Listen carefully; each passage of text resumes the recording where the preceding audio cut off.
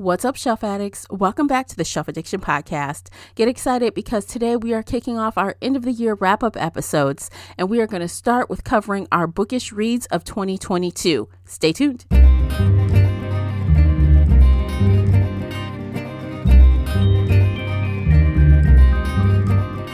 Hey everyone, I am your host, Tamara, and welcome back to the podcast. If you're new here, we're going to feed your shelf addiction with fun book conversations, bookish topics, and more. It's like listening in on your favorite book club.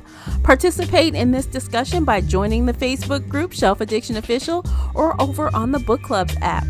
I hope to hear your thoughts on today's show.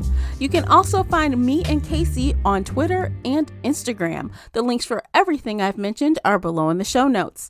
If you enjoyed today's episode, please support the podcast by sharing it with some book nerd friends or on your favorite social media space. And don't forget to hit that like button and subscribe before you leave. That will really help me out, and I appreciate you for doing it. The uncut video version of this podcast is available right now over on Patreon. Join us there for exclusive videos, including after shows and more. So if you're interested in that at all, you'll need to come over onto Patreon and sign up. As always with Book Chats, we talk spoilers here, so you've been warned. Without further ado, let's begin. Joining me is show co-host Casey from Heartful of Ink. Welcome back, Casey. Hello. I'm so excited to be here. Yes, I'm glad you're here too. Today, you guys, we are talking about our best and worst bookish reads of 2022. So this is the beginning. This kicks off our series of end of year topics. So If you want to know more thoughts on our end of year reads and how we did, the fantasy series is coming up, as well as the buddy reads. So you'll hear from Classy and I about the buddy reads, and Casey and I again about the fantasy series. So yes. Today we are breaking down the bookish reads that we did, that some were book to movie adaptations or shows. And then others we just read because Book Talk made us do it. Yep. And I think that pretty much, and then some we just had fondness for the series, so we revisited. Yes. Let's get started. Yeah. Okay, we're going to rank, right? You think we should rank? All right. Yes. So let me share my page. If you're on Patreon, you'll be able to see my ratings. You'll remember how I felt about said things. Total for this year, we have 7 books that we read. So 7 books will be in this rating. So yeah, let's just begin. Casey, where do you think? Should we start with best to worst? Do you want to start worst to best? Okay, let's do it opposite. Let's start with the worst one and work our way up to the best one. Should I start? Yeah. It's no surprise to anybody. It should not be a surprise to anybody. I was very vocal with how much I hated this book. Yes, I remember. Traveler's Wife. I know. I remember. And you guys, if you remember this episode, Casey and I had a very good discussion on our perspective, our own perspectives of that relationship and was it grooming or not. You should go back and listen to it. We both had very strong feelings. And actually someone in book club commented that they were having a great time listening to that episode. Yes. And they thought I was a little too lenient, they said, if I remember correctly. I mean, if you enjoy the book, enjoy the book. I will sit over here and hate on the book and call him a boiled potato for the rest of my life. Oh my God. But as it should not be a surprise to anybody who listened to that book that is, that's number one, the worst book. Yes, it was the worst for Casey, but for me, it was not the worst. So the worst book for me was The Weekend Away by Sarah Alderson. That book was so lame. Like lame for sure. Awful, terrible. Yes, it was pretty bad. And we watched the adaptation, the Netflix. The movie was so bad. Oh my God. It was horrible. And it was like they made a lot of changes. But they weren't good changes. No, they weren't good at all. The whole thing kind of sucked. And like, to be honest, I kind of felt like it was a whole time drain. Like the whole thing. It was pretty bad. It was really bad. I also gave that book 1 star, but I didn't hate it as much. So that's like my second most hated book. Okay, so let me mark it down. I'm writing them down Okay. because we have different Yeah. opinions. So my worst one was The Weekend Away. So yeah, Time Traveler's Wife is number 7. Okay, and for The you, Weekend Away is the 6. Okay. So for me, I guess my number 6 would be, I'm just going to look at my ratings to help me along. I had a couple 3 stars. Okay, so I guess I'm going to put in 6th place To All the Boys I've Loved Before. Mm-hmm. And I'm going to put it there because I had watched the Netflix adaptation first. And I think that ruined me for the book. I loved the movie. It was a slow book. Yeah. It was really slow. It was slow. And the movie made all the right choices in what they changed. Because the movie's pacing was better. I think some of the situations they changed from the book for the better. I liked the main character better. I liked Peter better. Mm-hmm. Just so many things in the movie that I just adored. When I got to the book, I'm like, meh. Oh, what is this? Yeah. So because of that, now I don't even know if I would have liked this book at all if I didn't have the fondness for the movie. Mm-hmm. The book might have been rated lower for me had I not loved the movie. That's not good. So 6th place you get. What about you, Casey? What's your next one? So for number 5, I'm also doing To All the Boys I Loved.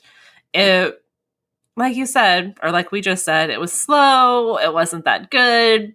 In the book, they spent way too much time talking about like, oh, we're cooking for Dad.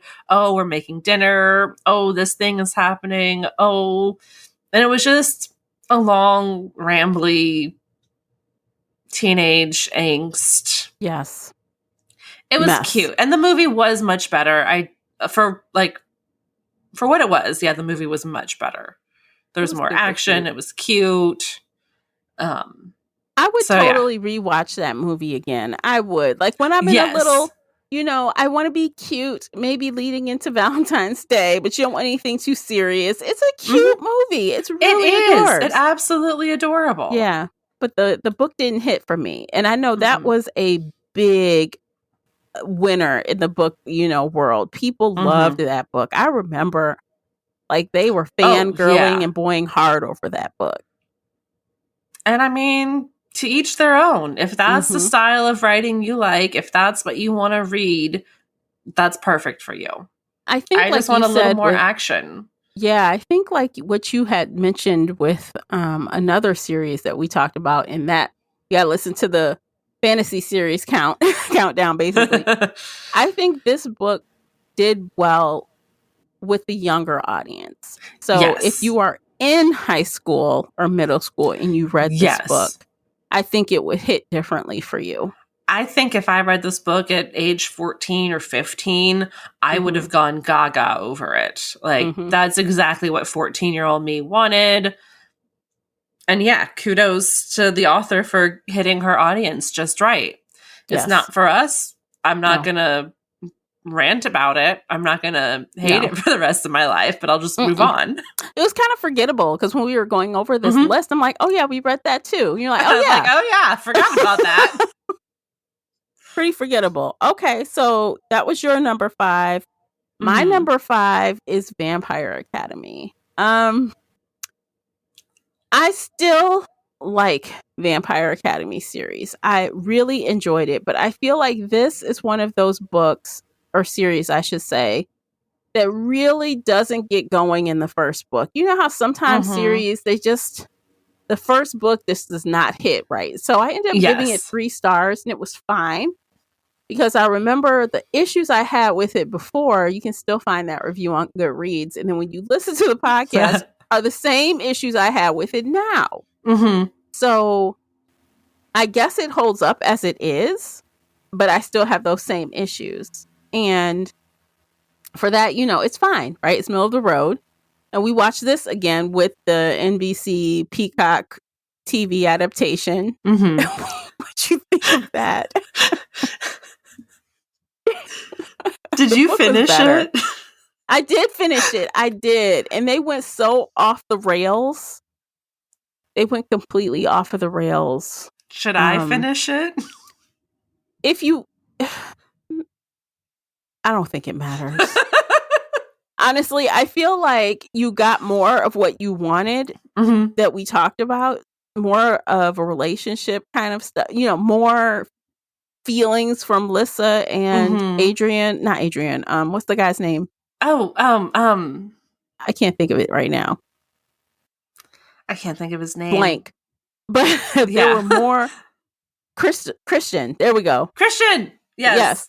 There were more like things between them that made it more legit, but the other stuff was just so freaking ridiculous. It was so over the top. And I stand by what I meant with Rose and Dimitri. Like, Rose and Dimitri were not a hidden couple in that series. In the TV show, I did not feel any spark, not one between them. But in the books, I rooted for Rose and not Adrian, Lord have mercy, Dimitri.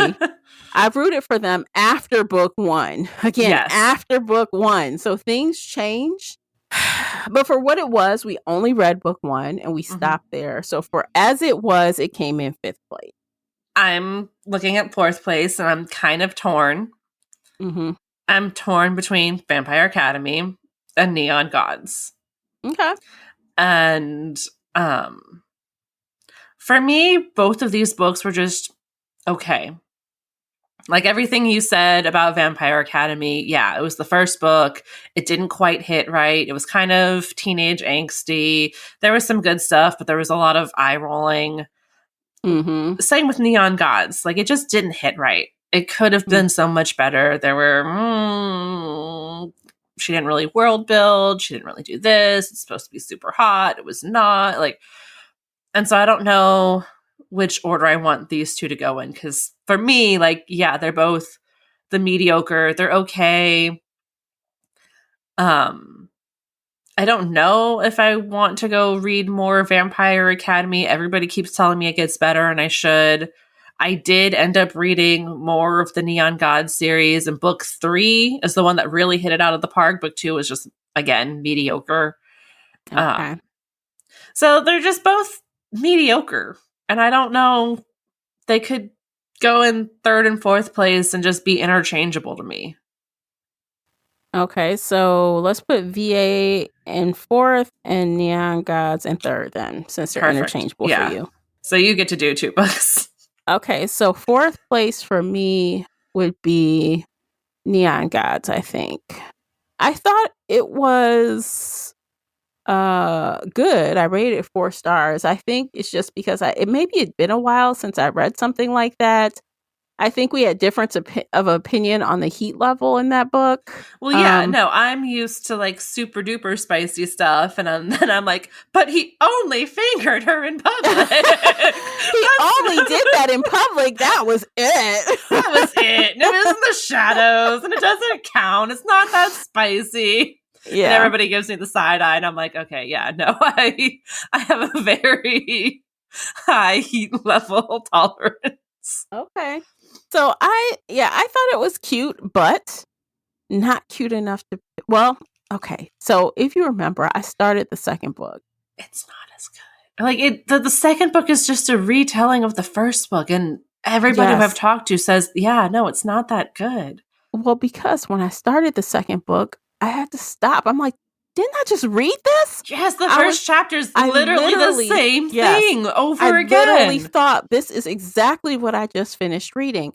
So I didn't even finish it. I stopped there. I'm like, this is like a repeat. So I just closed it. I didn't even go past the 2nd chapter. Yeah. You could honestly probably skip it. Book 3 is when it gets hot, because now it's Zeus's sister. So nobody's like, oh, we have to fall in love with Zeus. We have to get married to Zeus. Like, that plotline is finally dead.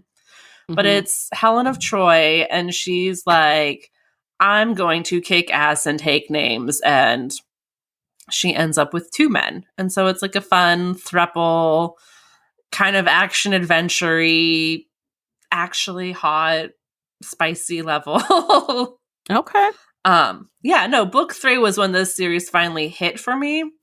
Mm-hmm. And so I'm not like jumping up and down in joy for the next books, but like I'm probably going to pick them up at some point. But book See, I 3 don't is the know. only one I would actually recommend to people. Okay, so I don't know what it would take for me to pick up book 3. I just feel like whatever momentum I had got lost. Oh, yeah. So no, that's fair. I think you were great to push through that and go to book 3. I was sitting on a beach, like I'm bored and sunbathing, so let's just read it. And I was like, oh, book 2 is just not good. All right, let's try book 3. And I was like, oh, finally, we're done with the stupid must marry Zeus bullshit. Like, finally past that. Let's move on. And it was super actiony, and like there's this whole, they finally start working on the world building, and yeah, no, I think if you want like a sexy throuple, pick up book 3, but only if you're in that mood. Okay. All right, that's fair. That's fair. All right, so that was and I need to do my number 3. Yes, right? What So is your my number number 3 was The Time Traveler's Wife. Damn. I really like that book. I like the movie a lot too. And the TV show. Like the TV show was like not as good as the movie. I think it was really different, but I really liked that they really enforced how much Henry did not want Claire to realize that they were married, how much he really was mean to her. He really was an asshole. And so I kind of like that aspect of the show. Because it kind of reinforced, hey, I'm not this asshole like who is really trying to get with a child. He really wasn't. In my opinion. But I don't know. I just like time travel to begin with. I like the aspect of time travel. I liked just kind of seeing how they were at different points in time and seeing how one affected the other.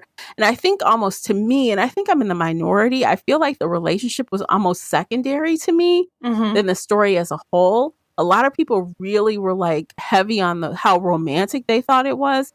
And it wasn't really romantic to me. That's not what it was. It was just like, so this happened and let's see the effects of what happened. Right. So I didn't see it as a romance. I didn't say it's a romance. Yeah. I never said it was a romance. If you go back and listen to that episode, I never said, oh, they're so romantic. I never said that. And I appreciate that. But I liked it for different reasons. So that is why it made my number 3 slot. All right, okay. Number 2 slot. Faking with Benefits. Yeah, that's my number 2 too. Yeah, it was really cute. I wish they had done a little bit more, like with character development. I wish they'd done a little bit more with the fake dating. But I love fake dating. I love, wide shoes romances. All of the guys were super sweet. It was a really cute book. I may reread it someday if I'm feeling nostalgic and want to check it out. But yeah, no, it was good. Cute. I think that was like a strong, I guess, contender for one of the positives that come out of book talk. They really pushed that book. And I would agree. It was really fun. It was really good. I'm like, I was surprised we got so much story. I thought it was just going to be a bunch of, sex and stuff. But we actually got some story with the sex, and it wasn't like vanilla sex, something like to put it. But, they had like ups and downs and breakups. And even though I think they got back together too quick, but that's a whole nother story. But yeah, I really enjoyed it a lot more than I thought I would. So number 2. And I have a feeling we have the same number 1 slot. One of our faves. We return to the world of Cat and Bones this year. Bones' sorry. Bones' point of view. They do a lot of boinging, I guess. They do. Oh, God. Bones. Yes. I love that. I loved it. It was so good. Because while I think I'm a little bit biased because I really like this series, we pointed out at a certain point, it did seem like it was really repetitive of book one, because at one point we got a lot of unique things that were from his point of view that we did not see on the page in book one. And then that kind of faded a little bit. And it almost, I dare say the word lazy. It kind of just... It just felt like she was like, oh, I need to just follow the plot line of Kat's book. And, oh, I just need to like hit these points and just do this. Yeah. And so the first half of the book was really different and really unique, and we're really in his head. We get to see how he instantly falls in love with her, and he knows that, like, okay, well, you know, this is one-sided right now, so I need to make her fall in love with me. Not make her fall in love with me, but like get her to fall in love with me. And then the second half of the book is just like, oh, well, we need to hit these plot points. We need to hit these things. This is what we're doing. Okay. It's done. And so I'm really hopeful for book 2, which is coming out next year from his point of view, because there's that 4-year time jump when she's... Then we get to see him meet her uncle and the team and everybody. Oh, it's going to be so good. It's going to get wild. It's going to get so wild, especially if we get some side conversations between him and Tate, him and his uncle, him and, you know, oh my God. I will finally have somebody who hates Tate just as much as I do. It's going to be great. It's going to be so good. It's going to be great.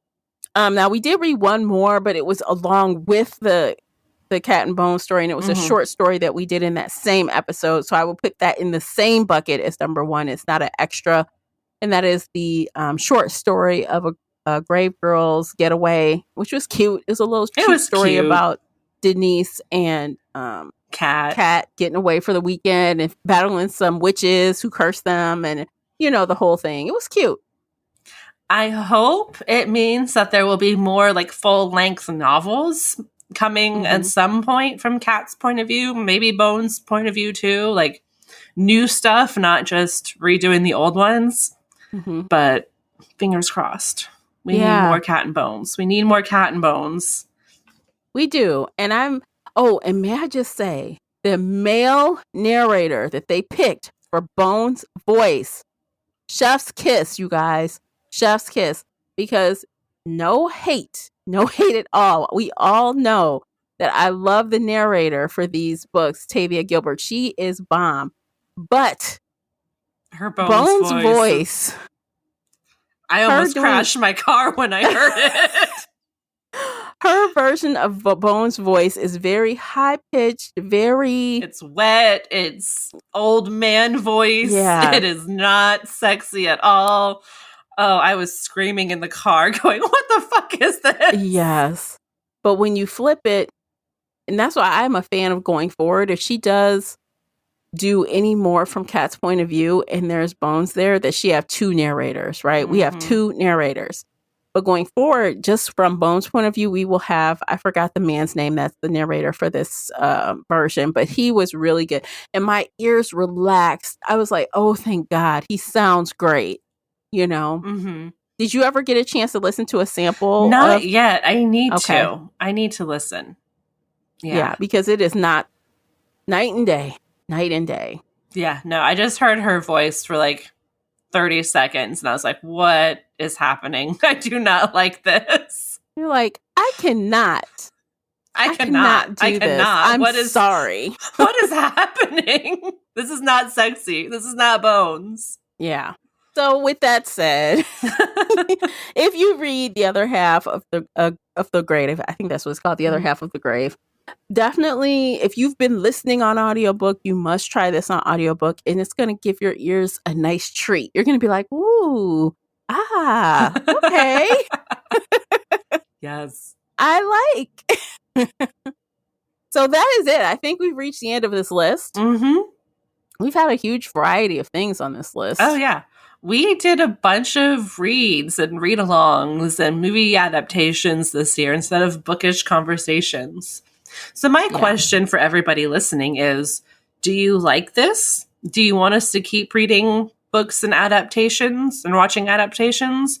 Or do you want us to kind of go back to our bookish discussions? Right. Because we had theme discussions. Like if you look at 2021, we had a lot of theme discussions on different topics that were bookish related, but I personally, I want to hear what you have to say, but I had a great time doing a couple of the book talk ones. I love a good TV show and a movie. So I will keep doing the adaptations, but we want what you want.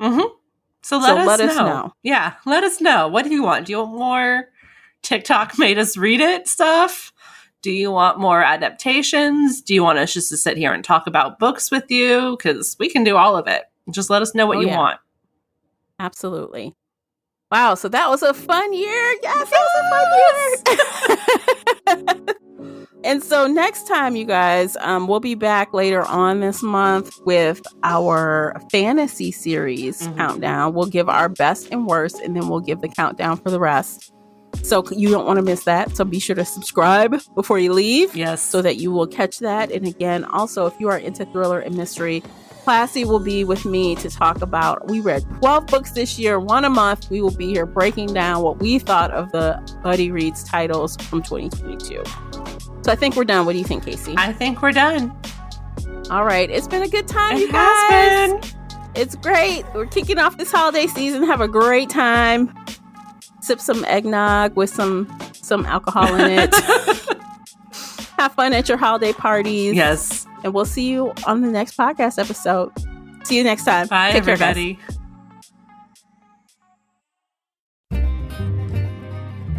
if you enjoyed today's episode and would like to show your support, there are a few things you can do. Head on over to Apple Podcasts and leave a positive 5-star review, or like this episode on your favorite podcast player. It seems so simple, but it really helps me out. You can share this podcast with other book nerd friends or on your favorite social media space. You can also join the Shelf Addiction Patreon family. For as little as $2 a month, you will help us produce even more awesome content for your ears.